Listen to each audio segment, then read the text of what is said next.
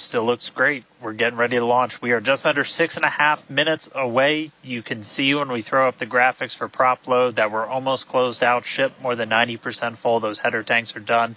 And then the boosters coming up on 90% real soon.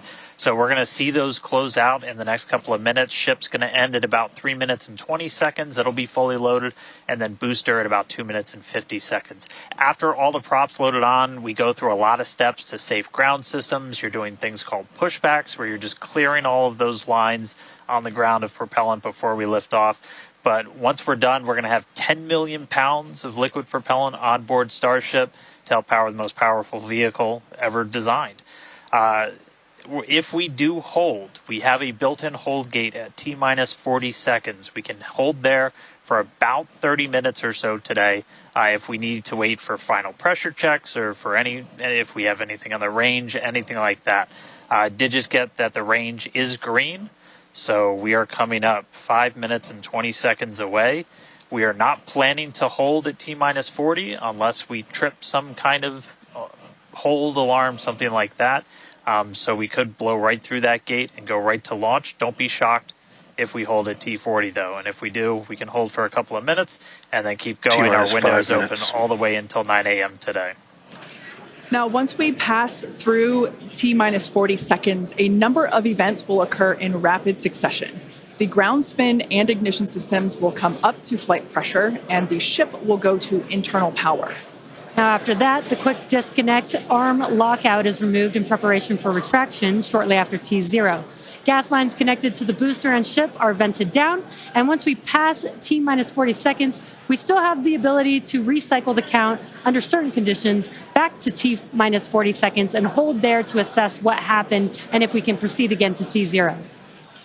However, once the water for the deflector system begins flowing at T-minus 10 seconds, any issue after that would be an automatic scrub for the day, as teams would need to refill the deflector's water tanks, as well as the lock storage tanks at the tank farm before making another attempt. So, as Dan mentioned earlier, we are not planning to hold at the optional T-minus 40 second mark.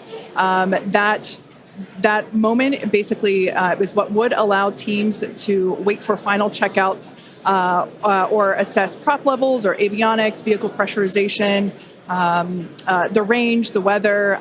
Weather is 95% go, as you can see from these incredible drone views that we have and pad cams. It is a beautiful day. Of course, we have some clouds billowing from the locks there. Yeah, and again, a reminder that the payload for this mission is data, and our primary goal is to get ship through the extreme heat of reentry today.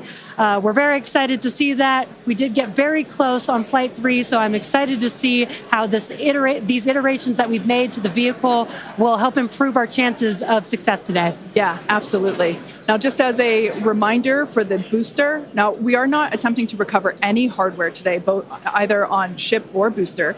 For the booster, we will be attempting to perform a landing burn to have a soft splashdown in the Gulf of Mexico. We made some improvements from our Flight 3 learnings, so hopefully that will work and we'll see a successful soft splashdown. For the ship, we're hoping to demonstrate controlled re-entry, including a flip maneuver and landing burn, and that will be followed by splashdown in the Indian Ocean. That is the same target as we had on Flight 3, so everything should look pretty similar in that regard. And we just heard the call out there that all prop load is closed out, so at this point, there is like 10 million pounds of propellant on board Starship, which is incredible. This is getting very exciting. We are just about 2 minutes away from T0.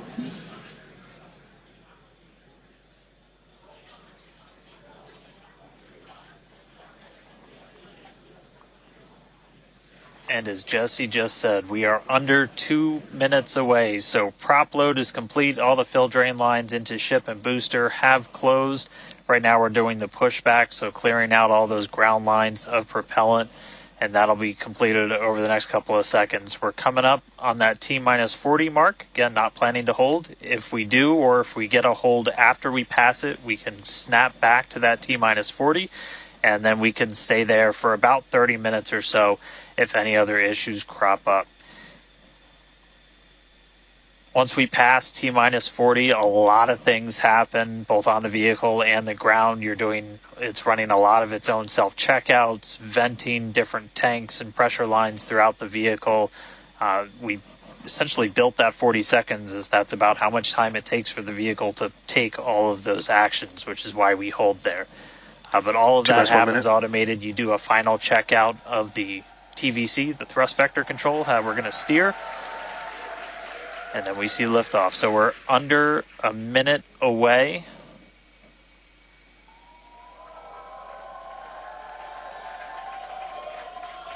"45 seconds and counting." Good event, gate met. All right, now as we close in, we are past the 40-second mark. So let's listen in. Flight Director Ty Huntington's going to take us through one more time for a Starship liftoff.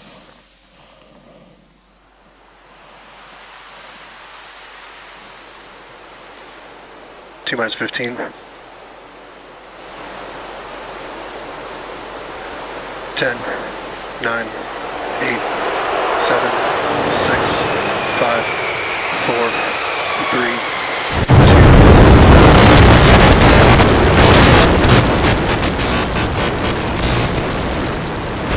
We have liftoff.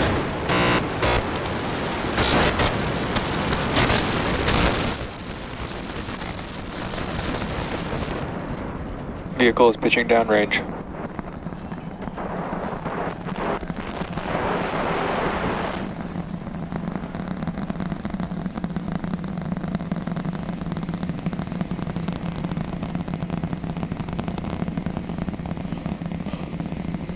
All right, 30 seconds into flight. The rumbles are still building here in the Raptor's nest. We're seeing 32 out of 33 engines lit on the Super Heavy right now. Coming up shortly is going to be max Q, that maximum aerodynamic pressure as we go uphill on the vehicle.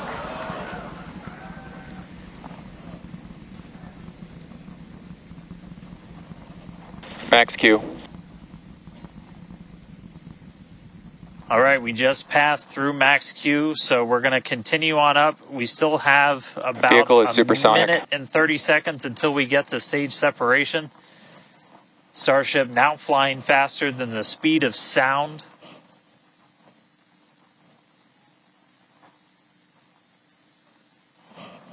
All right, so you got a couple of views. You got some ground trackers in your top camera there. You're looking down from the top of the booster in the bottom left, and then a camera in the top flap of the ship looking back in the bottom right, so getting a couple of different looks as Starship heads uphill. Once we get the hot staging, a lot of things happen all at once simultaneously. We're going to light the engines on the ship, starting with the RVACs first, and then the 3 center sea level engines before we're separated. All of that exhaust gets plumed out the side of the hot stage, and then the ship will separate itself. All but the 3 center engines on the booster are going to shut down, so the booster never stops its thrust while we go through this hot stage maneuver. After that, the booster is going to do its flip, start heading back, and then the ship will be on its own power on its way to space. So that should be coming up in just about 30 seconds from now. As of right now, still looking in like 32 out of 33 Raptors lit on the booster. And we'll start to see those stagger down. They're going to turn off in banks, so you'll see the lights on the bottom left screen of the engines that are active start to turn off in different groups, and you'll see those 3 center ones lit. Booster engine cut off. Ship ignition. Stage separation confirmed. Boost back burn start up. Acquisition signal. Houston.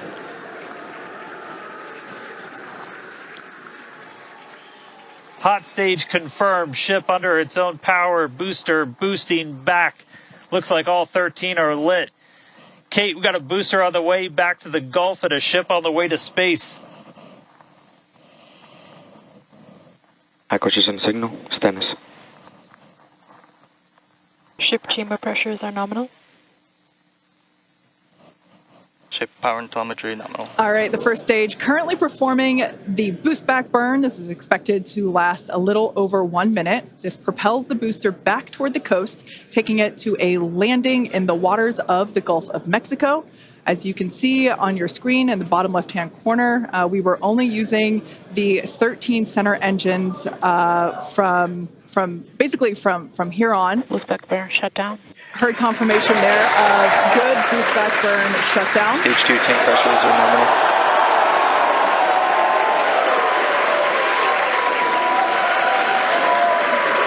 Lots of excitement. So right here,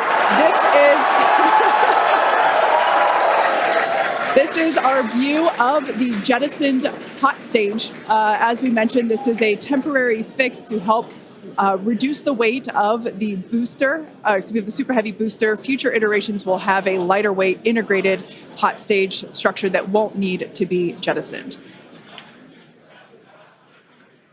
Now, after we jettison that hot stage, the booster will begin to attempt its water landing in the Gulf. In the meantime, the ship will coast for about 40 minutes or so up to an altitude of 214 kilometers. And after its coast phase, it will attempt a controlled re-entry, including a flip maneuver and a landing burn, just before splashing down in the Indian Ocean. But as a reminder, we are not attempting... Trajectory nominal. Good news there. Trajectory is looking good for the ship, which is on the right-hand side of your screen.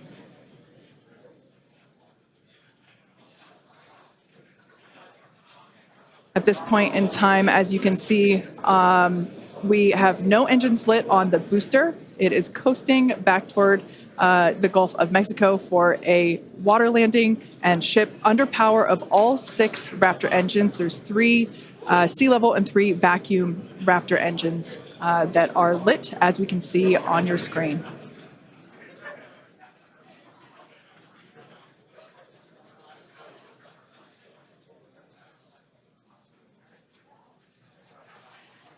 These views have been looking incredible. Super Heavy has been performing beautifully today. And you can hear the crowd is very excited about it. As a reminder for Booster, the primary goal today is to do a landing burn and a splashdown in the water. And we are just about 30 seconds away from that landing burn expecting to begin. And an incredible view from the forward portion of the booster. This is basically on top of the Super Heavy booster where we have jettisoned that hot stage. So now we can see this incredible view of Earth as it's making its way back down to the Gulf of Mexico. Right now, the booster is using the 4 hypersonic grid fins to guide itself through atmospheric re-entry. And we are expecting that landing burn here.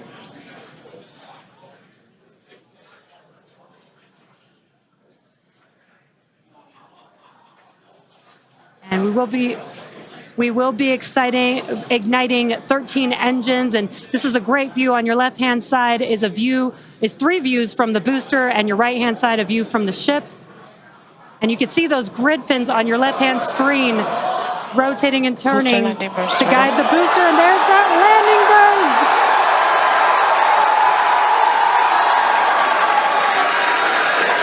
That landing burn just begun, and you can see the water below.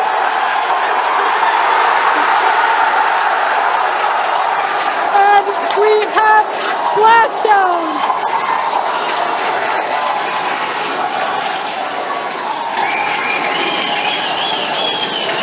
What an incredible sight!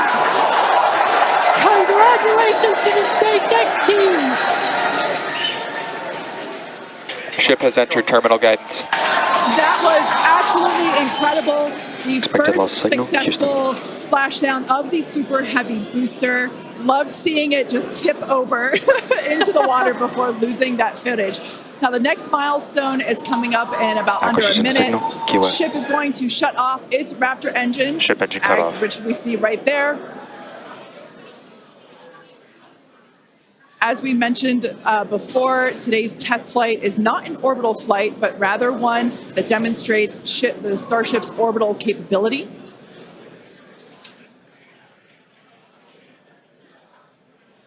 So So right now we are under power with just the 3 center Raptor engines.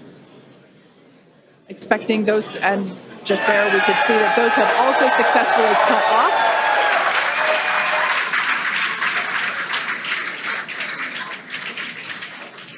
Ship FDS is saved. What an incredible... Nominal orbit insertion.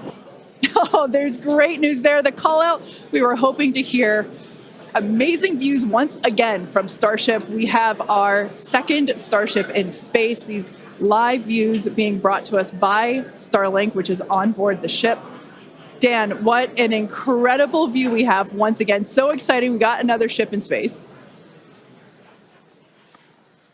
I'm like still jumping up and down. Expected loss signal. This whole building was going absolutely insane when we saw the booster hit the water. I mean, wow. Congrats to everybody that's just been putting in insane amounts of hours on everything to make this thing a reality.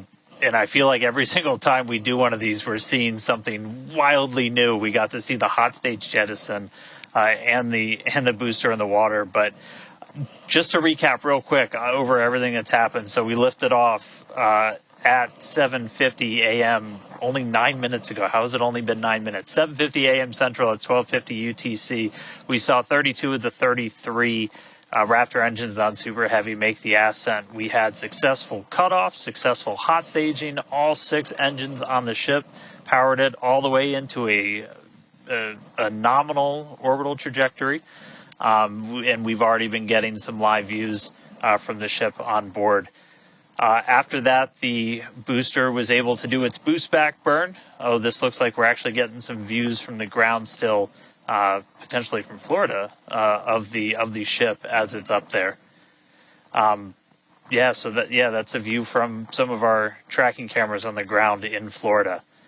But the ship, we just heard successful orbital insertion, so it's right where it needs to be. And is now going to continue on its way to coast until it comes to reentry. But I mean, the booster, successful boost back burn, jettison the hot stage, and then a landing burn. It looked like we saw 12 of the 13 engines light up, and then that first ever soft splashdown in the water. So a whole lot still to come. Ship now on its way to its primary objective of entry. That's going to be coming up in just under 40 minutes from now.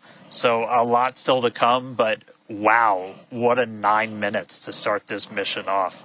So can't wait to see what entry is going to show us, but that launch was incredible. Back over to you, Jesse and Kate. Wow. I am still trying to catch my breath here. That was some incredible views that we have never seen before. It has been nonstop since liftoff, and with the booster having completed its job for the day, we're going to take a short break for about the next 28 minutes, and we'll return while we're going to take a break while the ship is continuing to coast before re-entry. Exactly. As with Flight 3, Starlink may enable us to talk with the ship through re-entry with no communication blackout. We are still testing Starlink during this phase of flight, so of course nothing is certain. However, if we do have views, we will be sure to bring those to you live. Views such as the one, that we had. Well, of course, because I said it went away. So we will try to bring those to you live. Exactly. Welcome back to Starship's 4th flight test. It has been an exciting day so far. We had an on-time liftoff of 7:50 a.m. Central Time, followed by successful hot staging, stage separation, jettisoning of the hot stage structure, an epic Super Heavy booster water landing in the Gulf of Mexico, the first successful return of the Super Heavy booster. So that was incredible to see. And right now, the ship is in space. As you can see here by this view, we're looking at one of the flaps of Starship, one of 4. You can actually see a close-up side detail of some of those hexagonal heat shield tiles. Now, coming up around T plus 49 minutes, the ship will re-enter the Earth's atmosphere. As a reminder, the primary goal of today's flight test is for ship to make it through the extreme heat of reentry. This is typically a portion of flight where we don't have communications with the spacecraft because it's reentering at or around orbital velocity, which is about 8 kilometers per second or roughly 5 miles per second. At those speeds, the spacecraft moving through the atmosphere results in friction and creates a plasma field around the vehicle. That blanket of plasma distorts, as you can see, that plasma blanket, which you can kind of see here, distorts communication frequencies, so we're left with a brief blackout in communication.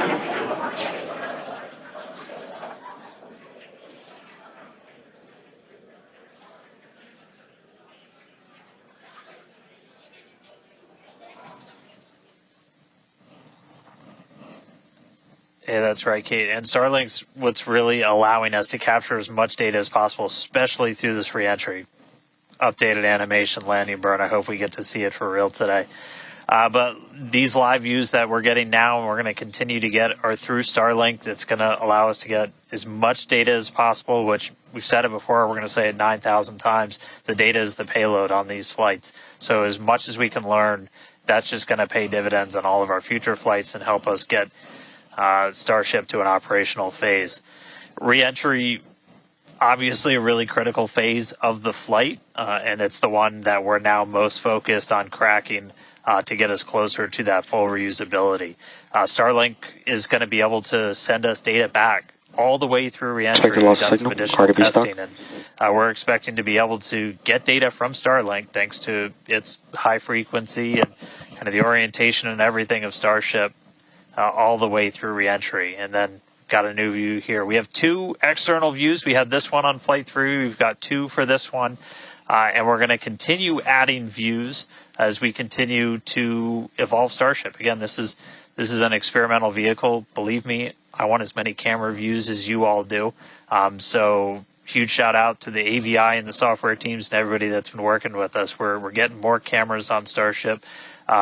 Not just because it looks cool, but this provides an incredible insight into reentry, which is, historically a really tough window to look through. Approaching entry interface. The physics of reentry are insanely intense. One of my favorite NASA astronauts, Victor Glover, recently described it as with the forces and the flows and the temperatures, it's like pointing at a raging river in one spot and saying, tell me exactly what's happening right there. And that's what a ship is experiencing as it goes through, as it's moving through the atmosphere at, more than 5 miles a second and heating up to thousands of degrees. So just having visual representation, just being able to see what's happening is incredibly valuable. So these views are going to be through Starlink. We've got this one. This is in one of the forward flaps looking back. So if you see it rotating around, that's because, again, it's embedded in one of those forward flaps. So as we get through and we start to build up density in the atmosphere, this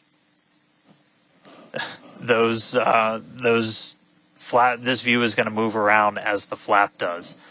And then the other one we had a little bit earlier is looking at one of the other forward flaps on the other side. Eventually we're going to keep adding more cameras to Starship, get a couple of different views from the outside of all the different areas, and then also eventually to be able to see payloads once they're deployed. So a lot more exciting stuff coming up in the future. But right now we're getting closer to reentry. Again, we're going to be moving at hypersonic speeds of more than 5 times the speed of sound. We're going to see that plasma start to build. So, Kate, Jesse, excitement coming up. Yeah, as you can see with that view on your screen, again, high def brought to us by Starlink. We can see the plasma beginning to build as the ship is getting closer to the Earth's atmosphere. Now, let's talk a little bit about how Starship will survive reentry, hopefully, and control itself. Exactly. We've been talking about this entire flight test. There's 18,000 hexagonal ceramic tiles surrounding the bottom portion or the Earth-facing side of the ship. Through 100 kilometers altitude, good altitude for entry. Great call-outs there. Now, during atmospheric reentry, the vehicle is going to see temperatures as high as 2,600 degrees Fahrenheit or over 1,400 degrees Celsius. So those tiles are there to help protect the vehicle from this extreme heat. Yeah, and the flaps will help control it. Now, one noticeable difference I see immediately, those flaps are not moving as much as they were on Flight 3. So that is a great sign, right? We had unplanned loss of roll control on Flight 3, so we added some additional thrusters, and we can see that they're working well, and we have a much more stable view. So those flaps, there's 4 of them, 2 at the top and 2 at the bottom. They're made out of stainless steel. And they help steer the ship, which, as we can see, the plasma continuing to build. Now, if the ship survives re-entry, it will have to perform a flip maneuver as well as a landing burn. We saw this demonstrated in a couple of high-altitude flight tests back in like 2020, 2021. Similarly, Temperatures increasing on the nose within expected ranges. Great news there. It sounds like the temperatures that we are getting during this point, which again, we usually don't get during spaceflight because of this plasma. We're getting this live. This is a great news. So similarly to, for example, the serial number 10 test that we saw a couple years ago, we're hoping to duplicate that again today. Hopefully we will see it live. And basically the 3 center engines of the ship will reignite and gimbal or point to help flip the ship until those engines are pointing down so that it can land vertically using Raptor's thrust. And as you can see, even from the beginning of the program, we've designed Starship to land on Mars where there are no runways or other humans to help out. We also want rapid reusability, so we're doing... The vehicle is passing through 85 kilometers altitude. The flaps have control of the vehicle. Great news. Flaps have control of the vehicle. That's exactly what we want to hear for this flight test. Yeah. Again, we are going to be doing a propulsive landing instead of a more traditional means like parachutes. And we are expecting re-entry to begin here in just about a minute. Re-entry, an awesome view that we have here. Starship remains on a good entry trajectory. This is the same view that we had when we first returned from the coast phase. Again, this is looking at the side of one of the flaps. It's incredible that literally at the bottom of this picture, we're basically looking through plasma, which is just absolutely mind-blowing. Wild, very wild. Now we are expecting entry to begin here in about 30 seconds or so. Entry to splashdown is expected to last about 6 minutes long. And that flip maneuver should occur around about 10 minutes before splashdown. And such incredible views that we're getting. Approaching peak heating region. Great call outs there. Yeah, these views are absolutely astounding. Nose temperatures continue to rise within expected region. And in your bottom right-hand corner, you can also follow along with the altitude of ship as it's returning back to Earth. So once again, this view is basically looking down into the plasma blanket that is built the exterior of Starship. It is traveling, as you can see on your screen. You can look in the bottom right-hand corner and see how fast it's going, how high it is, as well as the general orientation. Again, we're seeing a lot more stability, a lot more control here on this flight, which is great. It shows that the iterations, the learning... Starship is now in expected peak heating region. All right, great news there, telling us that this is basically the hottest point that Starship should get during its re-entry. Now, the heat shield is working with the atmosphere for some free braking, okay? The atmosphere is helping to slow the Starship down. Yeah, exactly. We're not using any engines or thrust to slow the vehicle down. Exactly what Kate mentioned. We're just using the atmosphere and those heat shield tiles protecting the vehicle as it's coming through that high heat temperature. Yeah. Now, this is another one of those moments that we have been waiting for. Right now, the ship is currently re-entering the Earth's atmosphere, and by all looks and all call-outs that we're hearing on the net, it is doing pretty well. Now, we do not plan to recover the spacecraft today, but rapid and reliable reusability is the ultimate goal.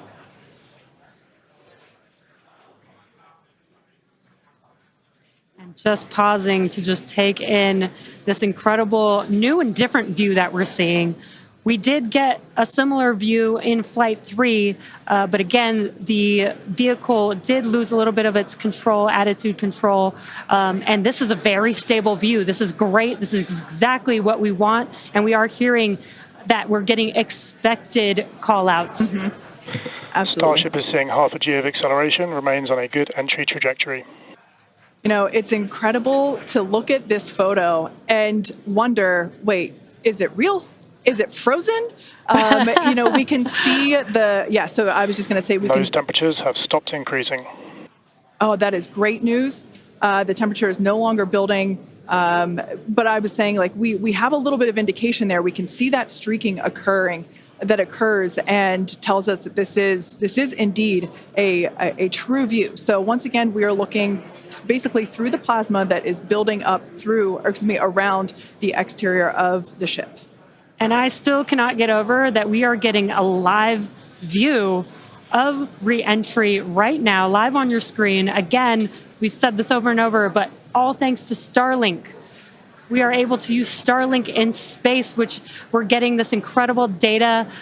And not only just the data from the sensors, but getting live imagery of what is actually happening, which is great, which we've never been able to do live before. Right.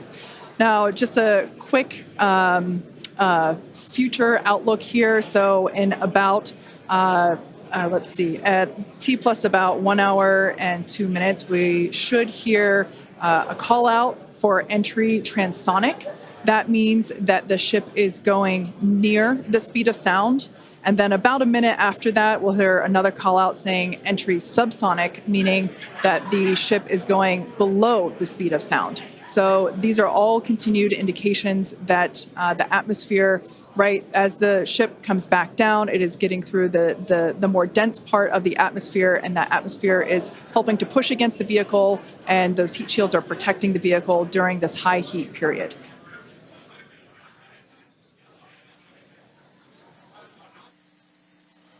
Yeah, Kate and Jesse, we're starting to see as the atmosphere gets denser, you're starting to see a few more particles make an appearance in the plasma there. You can see you're looking down at the aft end of the ship in the top left, and you're seeing essentially the flame build up as we go through reentry.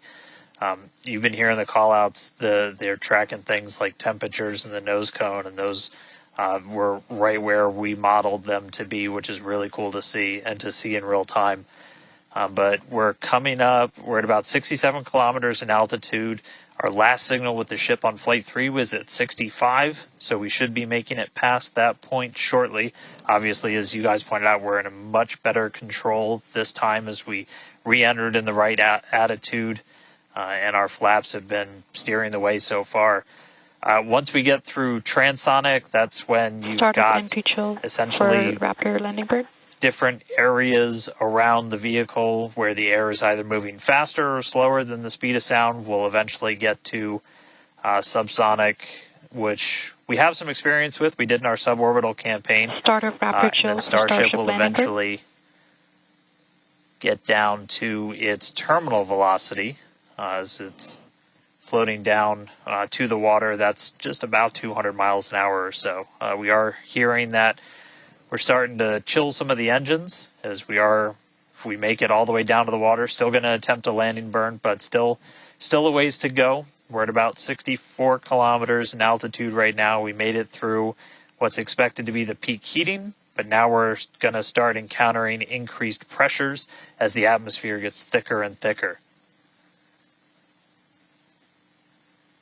So we're at 63 kilometers, so we've already made it farther than we did on our last flight when that last signal was coming at 65 kilometers. So again, what we're really looking at here is the performance of the heat shield, of the flaps, of the seals in the flaps. There's just a whole bunch of different areas that we're keeping a really close eye on as we re-enter.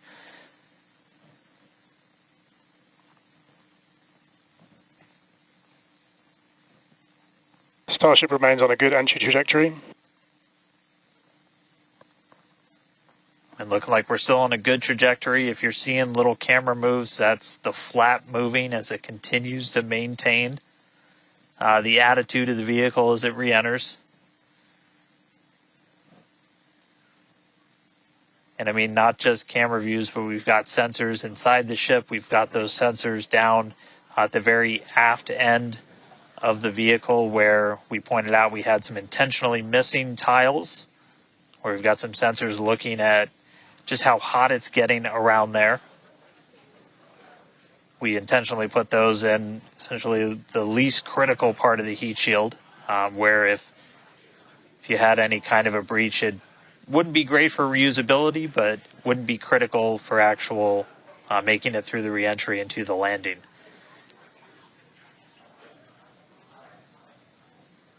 "58 kilometers, we're continuing to descend.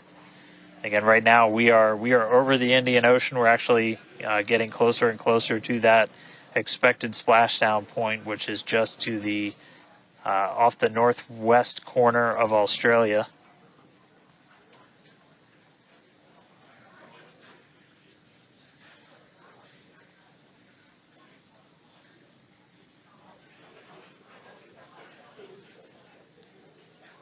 And if you keep an eye on our speed, the speed is dropping. We're hitting the thicker part of the atmosphere now. The speed's going to start dropping precipitously. We're going to start getting to transonic pretty soon, and then after that we'll get into subsonic, where we're moving less than the speed of sound. But wow, what a light show so far!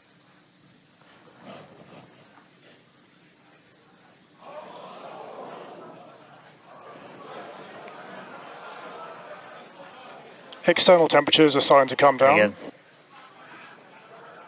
this camera view is looking right at one of the forward flaps. And we're strategically putting some cameras around the vehicle to just look at the different areas. Looks like we got the flap starting to come apart a little. Yeah, it does appear that we have a little bit of burn through there. We can see pieces of the vehicle flying off. What a show it has been. It's been like watching Interstellar or something. This is wild to see this, but the ship is still coming down, which is incredible to see. How far can it go? That is the question. Keep your eye on the altitude in the bottom right-hand corner. We're at 54 kilometers right now.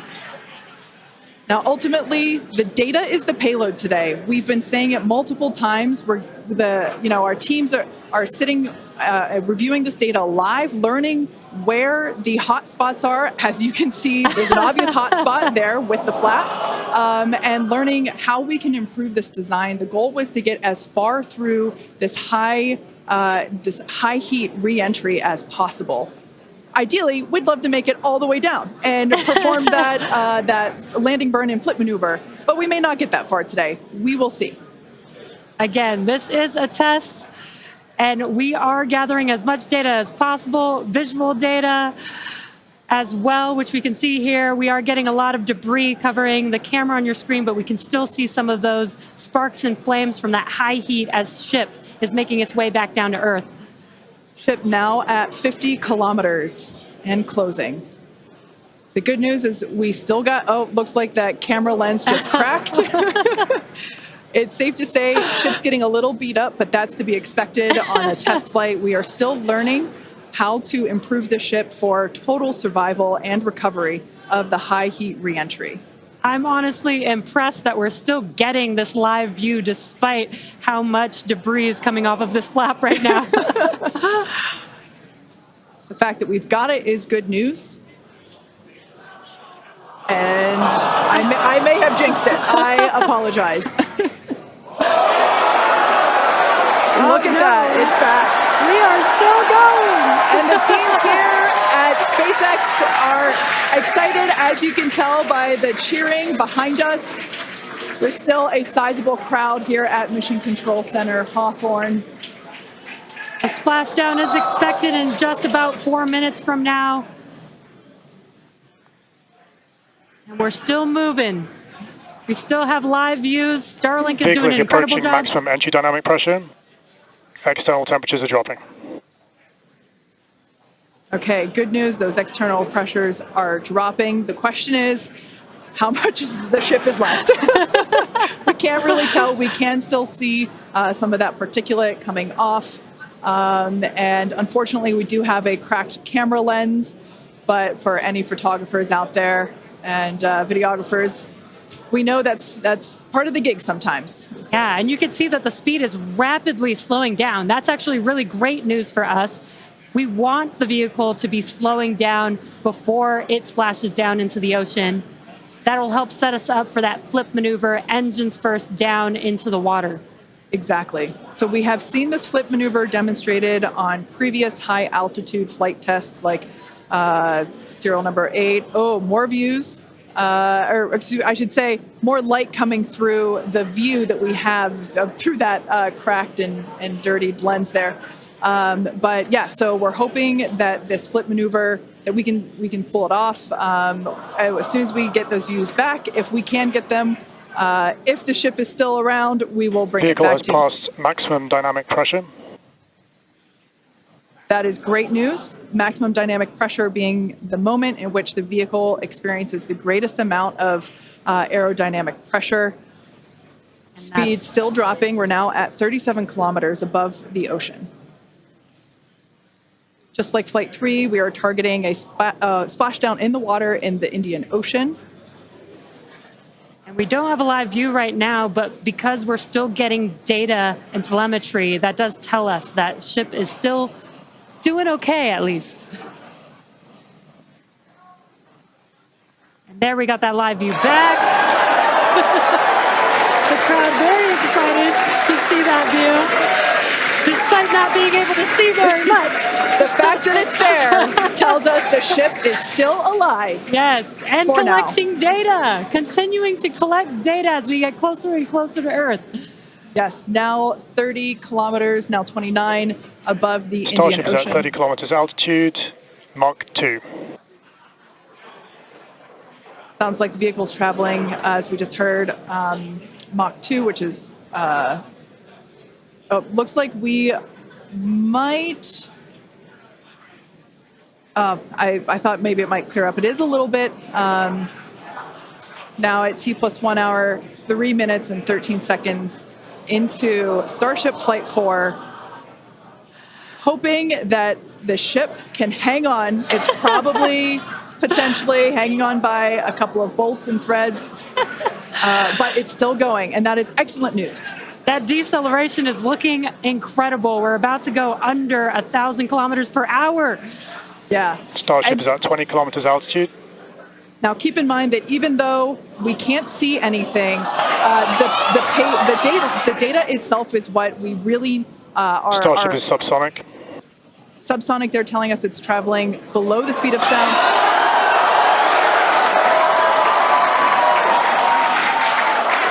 That movement means the flaps are actuating. I think we can see something. This is a nail biter. But we are, unfortunately, we can't see through the lens, but we're still getting the feed. Starship is now 11 kilometers over the ocean. All this data is incredibly important, even if, it breaks up right now. Okay, we can see that flap actuating through the glass. Starship is passing through 10 kilometers altitude. Okay, the next milestone will be initiation of the flip maneuver and landing burn.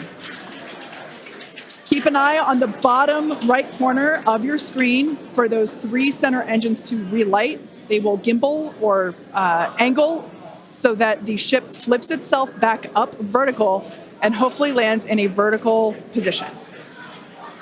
And the crowd is very excited to get this view of that flap still maneuvering. Starship is passing through 5 kilometers altitude.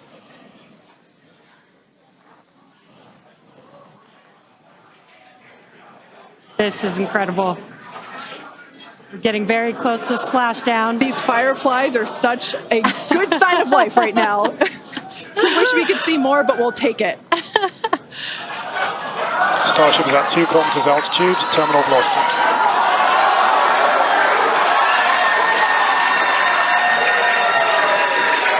Landing burn startup for Starship. All right, good news there.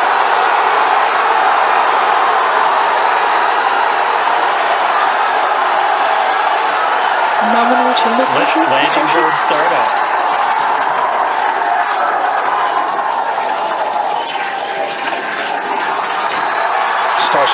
burn. Landing burn shutdown. The landing burn shutdown was commanded.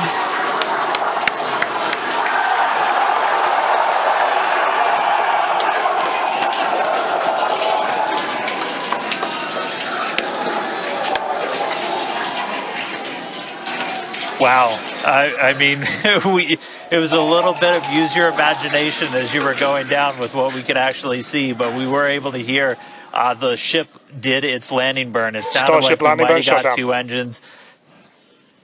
And there's the final call for landing burn shutdown, but we'll go back through all the data, but we did get confirmation that a landing burn took place. Starship made it through re-entry and did its first ever landing burn. From South Texas to the other side of the earth, Starship is in the water. What a day. What a day, guys. Yeah, that was absolutely incredible. We got views pretty much the whole way down. Analysis said it could do it. We weren't sure if it was going to be able to happen, but Starlink powered through, and we were able to get signal. We started to get some debris on the cameras and everything, but we were able to see it. So, I mean, what a day. Just recapping, everything started off today. We lifted off from here in Starbase just about an hour ago. It feels like a lifetime. Successful super heavy ascent, boost back, and its own splashdown in the Gulf. Ship made it to space, kept its attitude. Successful re-entry through peak heating. We got to see it under flap control through the atmosphere, and we got call out of our first ever ship landing burn after a launch into space. So, just really incredible. So I'm going to take some time to collect myself, but wow, that was incredible. I can't wait for the next one. Over to you guys. It was so loud here. I haven't heard the crowd get that loud probably since liftoff of Flight 1, honestly. That was incredible. Congratulations to our teammates, to everyone who supported the Starship program. Thanks to all of our future customers for your support. And we'd also like to thank the people of Cameron County, Texas, as well as the Coast Guard, the Federal Aviation Administration, and the government of Mexico. And since Starship got a little bit toasty from that extreme heat of reentry, and we've got our very own Starship right here, let's have a toast of our own. I've been waiting all morning for this. Okay, may I? Light me up. Yeah. Just like Starship, I like this toasty. I'm keeping this. Now, we've got more Starship test flights coming to you soon. Be sure to follow the SpaceX account on X for more updates from today's test flight and future Starship tests. Thanks for watching, and we will see you next time. For this flight test, we do not plan to recover any hardware from the booster or the ship.